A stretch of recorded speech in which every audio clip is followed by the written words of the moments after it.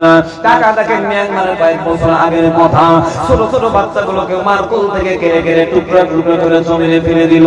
মুসলমানদের কি দোষ আপনাদের জানার বাকি নেই। ছোট ছোট বাচ্চাগুলোকে টুকরা টুকরা করলো, মহিলাদের ঘুরে ঘুরে পোকের স্তনগুলো কেটে কেটে জমিনের মধ্যে ফেলে দিল। একই ঘরের মধ্যে মুসলমানদের আটকায় আগুনে পুড়ে মেরে ফেলাইল। একটা মহিলাকে উলঙ্গ কইরা মারার পর কিন্তু ক্ষমাপ্ত করে নাই, এই মহিলাকে গাছের সাথে লটকে সারা বিশ্বকে দেখায়া দিল। কি অপরাধ, কি অপরাধ! অপরাধ একটাই, আখির জামানার পয়গম্বর বিশ্বনবী কলেমা পড়িয়া মুসলমান হয়েছে, যার কারণে তাদের গলায় দড়ি আগুনে পুড়ে মারে। মহিলাদের নির্যাতন করার পর মারার পর উলঙ্গ কইরা রাস্তার মধ্যে অবশ্যই গাছের সাথে বেঁধে দেখায়া দিল। আমার আল্লাহ একটা বান্দা গাছের সাথে নয়, টুকরো টুকরো করে যদি জমিনের মধ্যে তাদেরকে মেরেও ফেলাও, আমি আল্লাহ বলে দিলাম প্রেমটা এমনই হয়ে গেছে। উলাইকা কাতাবা ফি কুলুবিহিমুল ঈমান। আল্লাহু আকবার।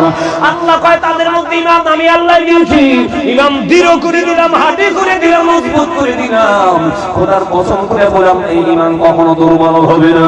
ওরা জীবন দিবে, কাফেরের সাথে লটকাইলেও তারা তোমাকে আমাকে আমি আল্লাহকে ভুলবে না। এখন তো মসজিদুল আকসার জন্য কত মানুষগুলো জীবন দিল আমরা জানার বাকি নাই।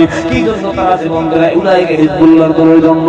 ওরা আল্লাহকে মানে আর ওরা আল্লাহকে মানে না। যারা আল্লাহকে মানে, যারা আল্লাহর অনুগত করে, ওই মসজিদুল আকসার ভিতরে নামাজ পড়ে বিশ্বনবী ইমামতি করেছেন। এই আবেগে ভালোবাসা মুসলমানদের অন্তর উড়াই গেছে। ওই ঘরটা নিয়ন্ত্রণে না নেওয়ার জন্য তারা আক্রমণ চালাইল। ওখানকার মানুষ দেখাইল জীবন দিলাম, আমরা কখনো এই ঘরটাকে ছেড়ে দেওয়ার জন্য প্রস্তুতি না।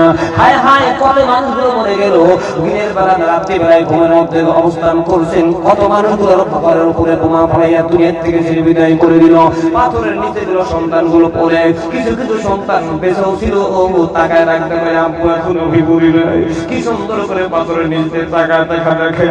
আপনারা জবান করে বলেন, তুই ভাই একটা ছেলে তুমি গাড়ির তলে পইরা জীবিত থাকে আর বলে আব্বু রে আমার বাঁচাও। দেখবেন ওই আব্বা কিন্তু ওখানে স্থির থাকতে পারবে না, বেহুশ হয়ে ঘুমের মধ্যে ঢুকে যাবে। সন্তানগুলো পাথরের নিচ থেকে ডাকতে আব্বু আমি এখনো বলি নাই আমাদের বাঁচাও, আব্বু আমাদের বাঁচাও। তাদের ভাই কি দুঃখ আর কি যন্ত্রণা আপনারা দেখতে পেয়েছেন। কি জন্য তারা এই অবস্থান করলো? একটা কারণে, সেটা হলো আল্লাহর সৈনিক হওয়ার কারণে। এই মসজিদের আসার জন্য তারা জীবন দিল।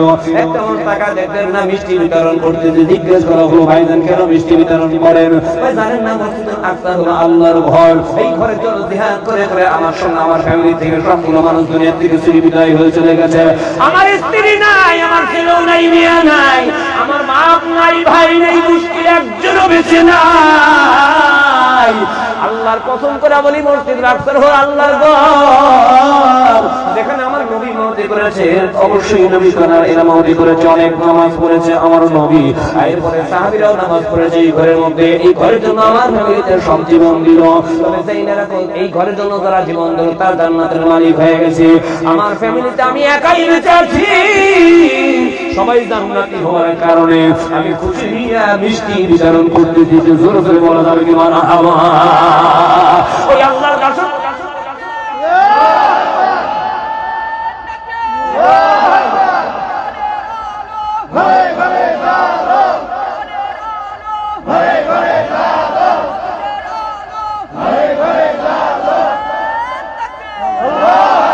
ওই আল্লাহর দাসত্ব গোলামি আমাদের করা দরকার আছে না নাই?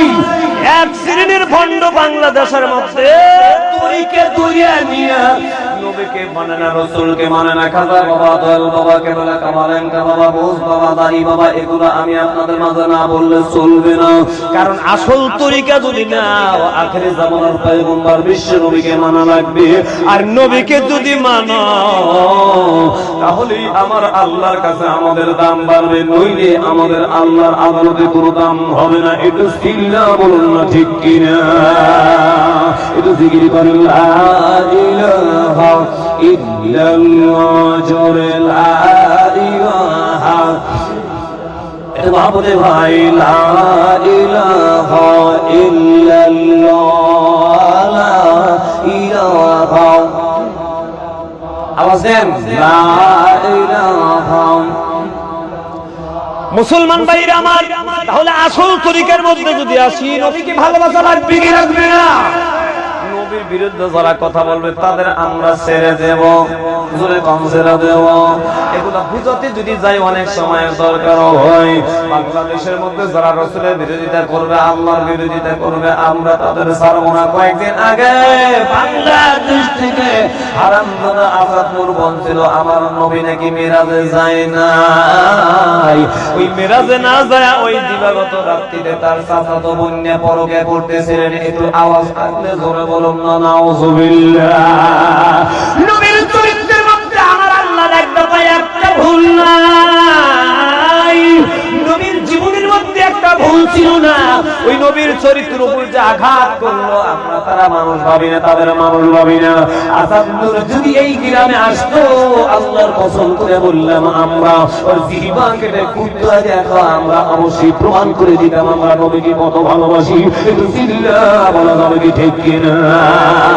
শুধু তাই নয়, এই নবীর বিরোধিতা যারা করবে, আল্লাহর হুকুমের বিরোধিতা যারা করবে, সঠিক বিচার যদি আল্লাহর পক্ষ থেকে না থাকে তার অন্তরের মধ্যে, আল্লাহ কয় ভাবেই আমি লামচিত্র মালা গলায় পরা তোমাদেরকে আমি জিরো মানা দেই। যেই মানুষটা চেয়ারে বসবে, সামনে যতগুলো মানুষ তারা যাইতো, যে মানুষটার ইশারা দিলেই কিন্তু একটা আসামিকে হাত করা পরে জালদের হাতে পাঠাইতো, যে মানুষটার একটা কলমের স্বাক্ষরের কারণে গলার মধ্যে ফাঁসি ঝুলতো, দুর্বল ঠিক কিনা? আল্লাহ পায় হক বিচার যদি তোমার মধ্যে না থাকে, আমি আল্লাহ কোন না কোন একদিন তোমার গলার মধ্যে লাঞ্ছিত মামা পড়ে দেব। যে চেয়ারটা এত দামি, আল্লাহ কয় এগুলা করার কারণে আমি আল্লাহ হিরো থেকে জিরো বানাইয়া কলা পাতার মধ্যে আমি শোয়াইয়া প্রমাণ করে দেখাইলাম যে চেয়ার থেকে নামাইয়া আমি আল্লাহ কলা পাতার মধ্যে শোয়ানোর ব্যবস্থা আমি আল্লাহ করতে পারি। একটু আওয়াজ থাকলে জোরে জোরে বলা যাবে কি ঠিক কিনা? মুসলমান